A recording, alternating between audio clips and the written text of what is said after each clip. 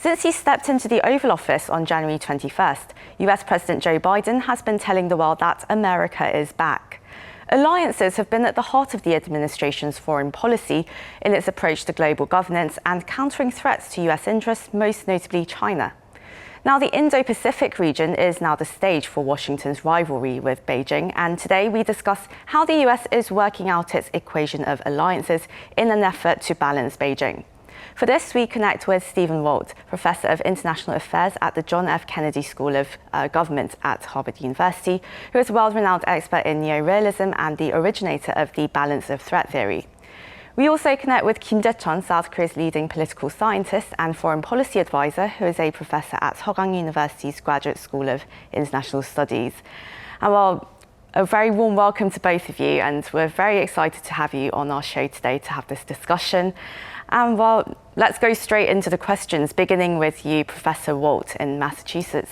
Well, you've said previously that, well, America shouldn't try and pursue a global goodwill liberal crusade to avoid getting entangled, as it was for most of the pre-war period considered the world's policeman. But with the last 4 years of Mr. Donald Trump's foreign policy rather eroding US leadership in the world, do you think the US is going to have to get entangled to a certain extent in order to really recover its weakened alliances? I mean, how do you think America should really restore its leadership role? Right. Well, the United States should not be entangled with countries, because in being entangled means, being in places like Afghanistan that were no longer sort of winnable wars. But the United States should be committed to key allies in key regions where our interests are aligned with those countries. So, by entanglement, that's basically being in an alliance or a commitment that isn't in your own interest. But I would say most of America's, if not all of America's current alliances in Asia are very much in our interest. In order to strengthen them now, it means, obviously talking carefully with those allies, listening to what their concerns are, explaining to them why we are committed to their security, and also explaining what we expect those allies to do as part of our shared interest in preserving peace and stability in the Asian region. Now, Professor Kim, do you think, well, since America has been reiterating that it is back and ready to take on these issues of global governance again, do you think the US allies are convinced that America is fully back? Or do you think they're still sort of hedging their bets or trying to reduce their security reliance on the US? I mean, what do you think it's going to take to really prove US leadership in the world? I don't think the key allies of the US are fully convinced that the U.S. is back. For instance, during the G7 summit about a month ago, when President Biden was saying that the U.S. is back, French President Macron replied, well, we're not really sure whether the U.S. is fully back, so it'll take longer for the allies to be fully convinced. But that said, I think Biden is doing a remarkable job in bringing these key allies together. He invited Japanese Prime Minister Sogang and South Korean President Moon Jae-in to the U.S. for the summits. And I think the end results were quite positive. President Biden went to Europe for G7 and NATO summits, and the outcomes were quite positive as well. Thanks to Biden's efforts, I think we restored some semblance of normalcy in alliance relationship. And I think a Trumpian transactional approach is a thing of the past now, but still there are many challenges that the alliance need to address. For instance, the U.S. and the key allies don't really see China eye to eye. Some allies still want to split the differences between the U.S. and China. They rely heavily on the U.S. for security, but the value of China as economic partner still looms large. Second, there is a legacy of American firstism in the U.S. I think American firstism is still well and alive because it's a rather structural thing. And American politics are polarized. The system is not really working. So to borrow from Richard Haas, foreign policy really starts at home. The U.S. will have to prove to the world that the U.S. liberal democracy is working. Market-based capitalist economy is working. I think that way the U.S. can exercise more effective leadership abroad. So still a bit of nervousness among other countries on whether the US electorate as well will support this kind of foreign policy. And well, Professor Walt, now you said that as the US aims to contain China, multilateralism will become increasingly necessary in the Asia region, and that stakeholder countries need to think of a more robust security architecture. So what would this look like in the Indo-Pacific region? I mean, do you see Quad or Quad Plus as the way forward? Yeah. Well, the United States, cannot operate effectively in Asia without allies. The United States is not located in Asia, but at the same time, security in Asia is as important, if not more important, to the other countries in that part of the world than it is to us. I think the Quad or Quad Plus isn't really an alliance. It's a mechanism for beginning to coordinate policies among a number of other countries in the region. And it's an entirely predictable response to both China's rising power, but also some of the things China has tried to do with that power.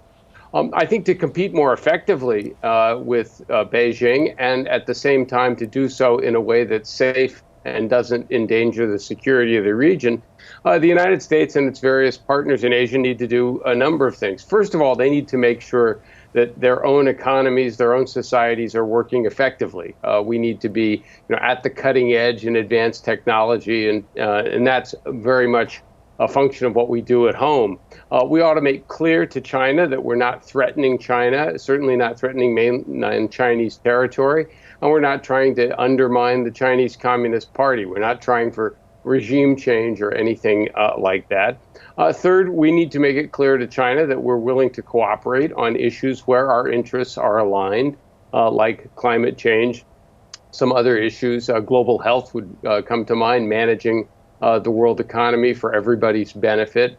But then finally, we in our allies need to make clear that we are completely opposed to any attempts to change the territorial status quo with the use of force as well. And I think that's a message the United States needs to coordinate with its allies in Asia and then make clear to Beijing. And that's, I think, the best way to balance China effectively. Finally, you asked about architecture. I don't think we're going to see anything quite like an Asian version of NATO. But to the extent that we can encourage countries in Asia to work together and not do it all strictly through Washington, that will, I think, make it more effective over time as well. Well, Professor Kim, the Biden administration clearly wants other countries, especially those in Asia, on its side and really have its strongest allies keep Beijing in check. But to what extent do you think this balancing strategy is going to work against China, especially when US allies prefer to preserve trade relations with Beijing? And also, what kind of security architecture do you think would be workable in the Indo-Pacific? You're right, Soo-young. President Biden is taking a multilateral approach in his China policy. The U.S. has two very important strategic assets that is lacking in China, and they are first the allies, and second multilateral institutions that the U.S. created and then maintained in the post-World War II era. One of the mistakes that Trump made in his China policy was that he failed to utilize these important strategic assets. Biden wants to correct these mistakes, so he's trying to bring allies and then use multilateral institutions to counter China. But if you take a look at the Biden's Indo-Pacific strategy or policies, they tend to focus more on minilateral institutions or minilateral cooperation that are mushrooming in the region. Minilateral cooperation on infrastructure building, minilateral cooperation in the area of digital governance, vaccine provision, military drills, and whatnot, really. So some Quad members and non-Quad members, they are cooperating with each other in these issue areas. Of course, cooperation of this sort depends on whether these countries have interests that are convergent in those issue areas. Sure, the U.S. will utilize APEC, ASEAN, East Asia Summit, Asia Regional Forum, but institutional balancing using these established and big institutions are not going to be that effective given the institutional inertia, and also it's unrealistic to expect countries in the region to sever trade relations with China. Rather, the U.S. is seeking minilateral cooperation with the regional actors in many different issue areas to restructure supply chain to its liking. So in my personal opinion, minilateralism may matter more. Security architecture based on minilateralism may work better in the region. Right, so more agenda-based sort of alliances or coalitions. And well, Professor Walt, South Korea since the Korean War 7 decades ago considered itself one of the US's strongest allies. But a new book by Washington Post journalists Carol Leonnig and Philip Rucker revealed that the Trump administration was planning to blow up the ROK-US alliance in its second term if it was re-elected. What do you think about this, and how do you think the bilateral alliance should move forward in light of the challenges posed by China and North Korea? Yeah. Well, I think this episode, if it's true, and I have no reason to believe it isn't true, but if that episode is true, it's a reminder of just how incompetent and inconsistent the Trump administration was in its policy towards Asia. On the one hand, the Trump administration did take the idea of competing with China seriously and launched a trade war against China, was challenging Chinese behavior in a number of ways. And if that's the case, then the last thing you would want to do is blow up any of our critical alliances in Asia. You need those allies, as I said earlier, in order to balance China effectively. One of Trump's other blunders, which I think he did on about his third day as president, was taking the United States completely out of the Trans-Pacific Partnership, which was an effective way of signaling in a variety of different ways America's continued interest in Asia, and why we wanted to have, as the professor just said, tight integrated supply links with a number of Asian partners as well. But I think that episode, if true, just as a reminder of how incoherent the Trump administration's policy was. I think the South Koreans are correct. They have been one of America's most reliable allies for a long time. It's a very good arrangement for the United States. And going forward, what I hope, going to see is greater coordination between Seoul and Washington to, again, understand each other's interests, which are closely aligned, although not always identical, and to be able to work together, have an effective division of labor, talk through the areas where we might disagree, and make sure that we retain, sort of sufficiently robust military security capabilities, but also, diplomatic coordination on a whole variety of fronts, both trade but also security, so that people in South Korea and people in the United States understand that our interests are still largely overlapping and that the relationship should remain quite close. Professor Kim, you correctly predicted in 2016 that the election of former President Donald Trump would weaken the South Korea-US alliance, while US-Japan ties would get stronger. What are key ways, do you think, Seoul and Washington can bolster their ties and really recover this sort of deficit of trust that's been seen in the last few years? Well, Soo-young, I'm not really sure whether my prediction was correct, because the U.S.-Japan alliance was also in perilous situation because of the exorbitant demand that Trump made in the name of alliance cost sharing. But I think Prime Minister Shinzo Abe handled the situation remarkably and kept the alliance in good shape. I think the ROK-US alliance is in much better shape now than before. Most of the credit will have to go to Biden, but President Moon made a very pragmatic decision during the summit. And now I think South Korea is one step closer to the U.S. and to the U.S. Indo-Pacific strategy, if you will. In a way, we can say that the U.S. made a decision to participate in Quad Plus in the areas of vaccine, semiconductor industry, lithium battery, ICT, information and communication technology, and so on and so forth. So to bolster the ties between the two countries and to make the alliance more relevant, I think it's important for both countries to seek areas of cooperation that can be mutually beneficial. China, I think, is still a quandary to the alliance. I think the U.S. will have to let South Korea go its own pace with China. There is no way for South Korea to join Team China.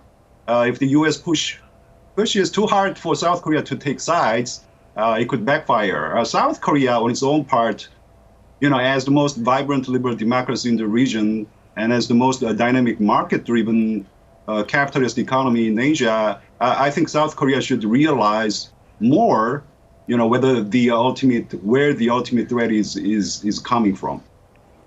And well, as Professor Kim just said, it seems that President Moon did take quite a pragmatic approach to US relations. And Professor Walt, South Korea, of course, President Moon, he did show some willingness to work on his relationship with Japanese Prime Minister Shinzo Abe, but it seems that the gesture hasn't really been returned. And well, you've noted in the past that South Korea has tended to overreact to Japan's reaction in regards to the contentious historical issues that they have. But some would argue that Japan's confidence in its alliance with the US has rather emboldened it to express assertiveness that other countries might find quite offensive. So what are your thoughts on this? And do you think the US would or could do more to strengthen the trilateral alliance? Yeah. I've not followed the recent developments closely, but I think this is one of those episodes that reminds us of the importance of diplomacy.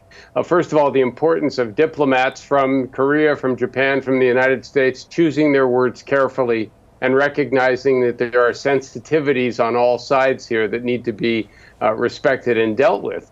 I also think the United States does play a role, or can play a role, as essentially a country that has very good relations with both Japan and South Korea, that wants to maintain those relations, and also wants, of course, those two countries to get along better than they have in the past. We should do what we can to encourage that to happen, and we should also make it clear to both the Japanese and to South Koreans that it's harder for the United States to support them as much as we might like to if they're not getting along well at all. So I think one of the roles the United States does play in Asia, as countries begin to coordinate their policies, begin to do more to make sure that China is not able to dominate the region. One of the things the United States can do is essentially the diplomatic task of making sure that its various partners in Asia have good relations amongst each other. And I hope the Biden administration takes that seriously. That kind of diplomatic action can be every bit as important as, maintaining sufficient military strength and things like that. Professor Kim, well, tensions have surged between Korea and Japan over the past few years. And well, the concern right now is that with the leadership elections coming up in both countries, there might not be much of a political incentive for the two leaders to strengthen their ties. So I wonder how you see this. Do you think relations will stay frosty and continue to prove a challenge for the US for the time being? South Korea's Japan policy will fall victim to South Korea's domestic politics, particularly when the presidential election is scheduled in March next year. You're a South Korean politician, and you talk about the importance of mending fences with Japan, and you'll be readily branded as a pro-Japan politician, which basically means the end of your political career in South Korea. Maybe I'm exaggerating a little bit here, but this has been the case for past several years.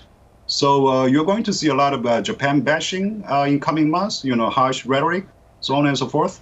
I think Japan understands this. And to be honest with you, this is not peculiar to Korean politics either. Japanese politicians do Korea bashing for domestic political purposes. In any event, deteriorating relations between South Korea and Japan is a bad news for the Biden administration because the close security cooperation between South Korea, the U.S., and Japan is the cornerstone of the U.S. Northeast Asia policy. But I think there is going to be a limit to which the Biden administration, the U.S. can arbitrate the disputes between the two countries, particularly those disputes on history and territories. I think there is going to be a limit. But the Biden administration, as Professor Stephen Walt just said, should not put this issue on the back burner like Trump did. The Biden administration will have to impart a rather strong message, from time to time, a message that the U.S. cares and worries about the deteriorating situation, and highlight the importance of mutual interests that both South Korea and Japan share. Well, it looks like there are a lot of developments we need to look out for here in the Northeast Asia region. But for now, this is where we must end the interview. That was Stephen Walt, Professor of International Affairs at the John F. Kennedy School of Government at Harvard University, and Kim Jae-chun, Professor at Sogang University's Graduate School of International Studies. Thank you both so much for your time today. Thank you. And to our viewers, as always, thank you very much for watching.